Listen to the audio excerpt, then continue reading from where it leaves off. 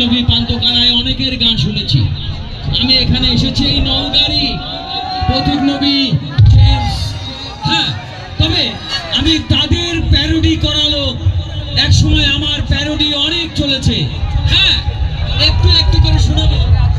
ঝড় উঠে গেল।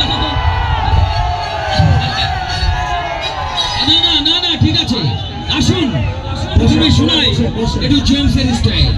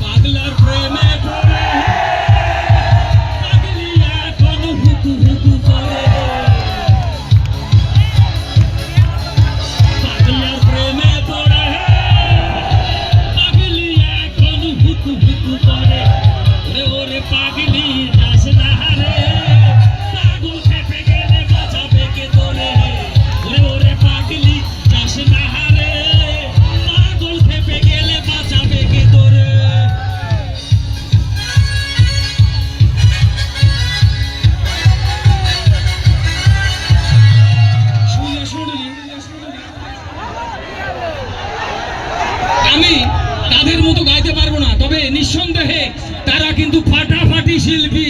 ওরে বাবা, তাদের গাওয়া মানে গান গাওয়ার ক্ষমতা আমার নাই। এবার আসুন আয়ুব বাচ্চুর গান কি করেছিলাম। ওই আমি বড় মাছ খেতে ভালোবাসি,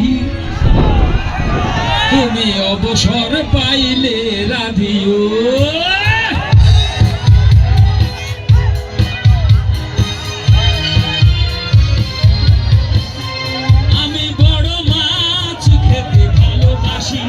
তুমি অবসর পাইলে রাধিও। ওই আমি বড় মাছ খেতে ভালোবাসি, একটু মাখো মাখো করে রাধিও।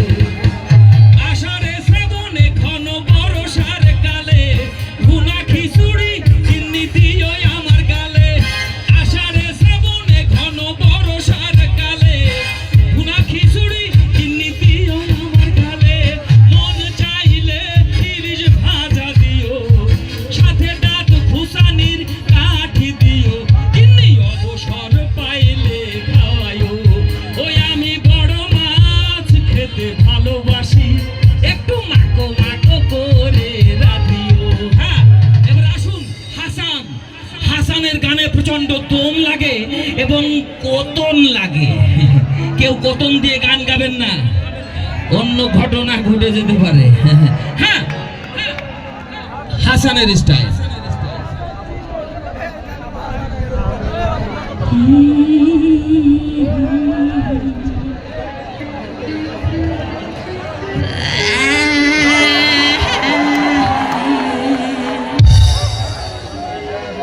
চারিদিকে চুপচাপ পরিপূর্ণ সরিয়া মালই।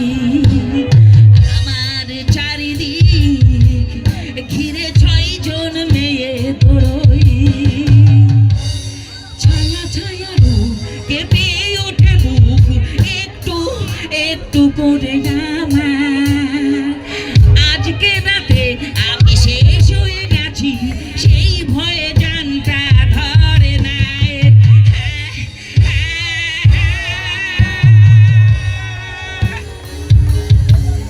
কত কষ্ট আছে সারা ঢাকায়, কেন কত কষ্ট আছে সারা ঢাকায়। হ্যাঁ, সুদর্শন মন্ডলী, আমি একটু চেষ্টা করলাম, এই আর কি। একটা তালি হয়ে যাক।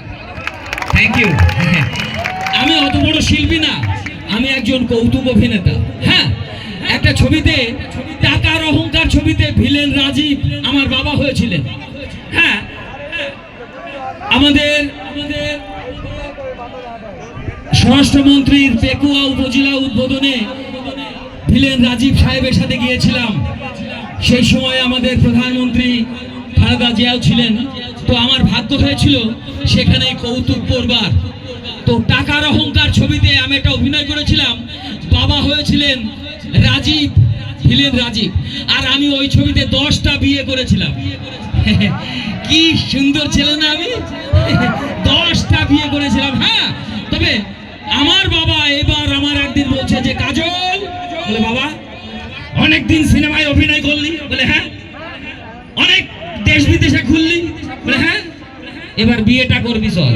বলে বাবা আমি এখন বিয়ে করতে পারবো না, সবে মাত্র আমি সিনেমায় ঢুকেছি, আর এসবের শাবনূর, মৌসুমী, তারপরে লাস্টে পরিমণি, এসব থুয়ে আমার ওই গ্রামের মেয়ে পছন্দ না। বাবা বলছে হ্যাঁ হারামজাদা চল। বাবা আমার জোর করে মেয়ে দেখাতে নিয়ে গেলেন। এখন মেয়ের মা আর মেয়ে পাশাপাশি দাঁড়িয়ে আছে। আমি ভুল করে বলে ফেললাম বাবা কোনটা আমার বউ? বাবা হচ্ছে হারামজাদা, পিঠে কিল মেরে দুম করে কিল মেরে বলছে চুপ কর, ওই যে লাল নীল চেক দিয়া শাড়ি পরা ওইটা তোর বউ। বাবা ওই মেয়েকে আমি বিয়ে করতে পারবো না। বলে কেন? মেয়ের কি চোখ যেন কবুতরের খোপ, মেয়ের কি মুখ যেন শামুক, মেয়ের কি ঠোঁট যেন 2 টাকার নোট। বাবা ওই মেয়েকে আমি বিয়ে করতে পারবো না। বলে হাট হারামজাদা চল, যৌতুক নিয়ে ফেলেছি। বলে বাবা করেছো কি? এই যৌতুক নিয়ে তুমি পরে মরে কি হয়ে জন্মাবা জানো? বাবা বললেন কি? আমি বললাম গরু হয়ে জন্মাবা, বাবা খবরদার যৌতুক নিবা না। বলে হ্যাঁ হারামজাদা চল।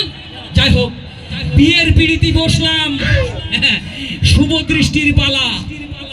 বউ আমাকে দেখছে, আমিও বউকে দেখছি। বউ আমার গলায় মালা দেবে, আমিও বউয়ের গলায় মালা দেব। এমন সময় কারেন্ট অফ। বউ আমার গলায় মালা না দিয়ে আমার বাবার গলায় মালা দিয়ে ফেলেছে। সেটা অবশ্য আমার বউয়ের দোষ না, সেই সময় কারেন্টের দোষ। সেই দোষ মন্ডলী, আমি স্কুল জীবনে লেখাপড়ায় বরাবরই ভালো ছিলাম।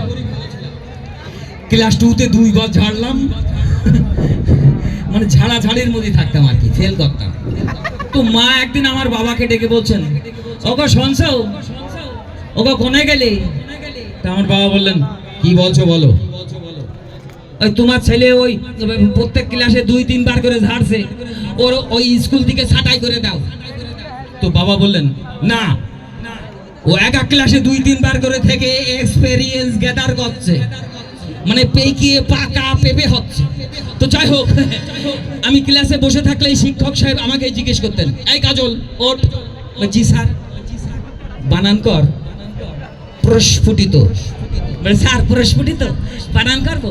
হ্যাঁ প্রস্ফুটিত পয়রফলা সরফুটি ত। শিক্ষক সাহেব বলেন এই হারামজাদা প্রস্ফুটিত বানান কর। বলে স্যার আমি তো বললাম পয়রফলা সরফুটি আর ত প্রস্ফুটিত।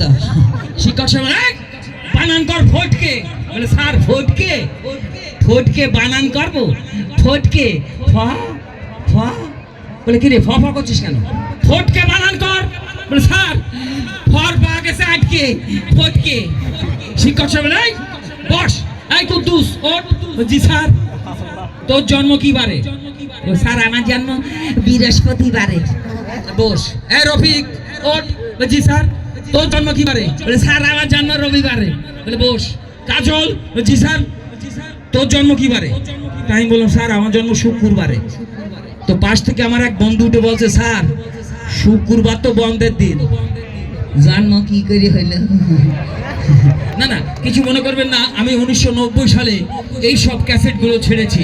এক সময় ক্যাসেটের বাজার, অ্যালবামের বাজার ছিল আলাদা। হ্যাঁ আমি এবার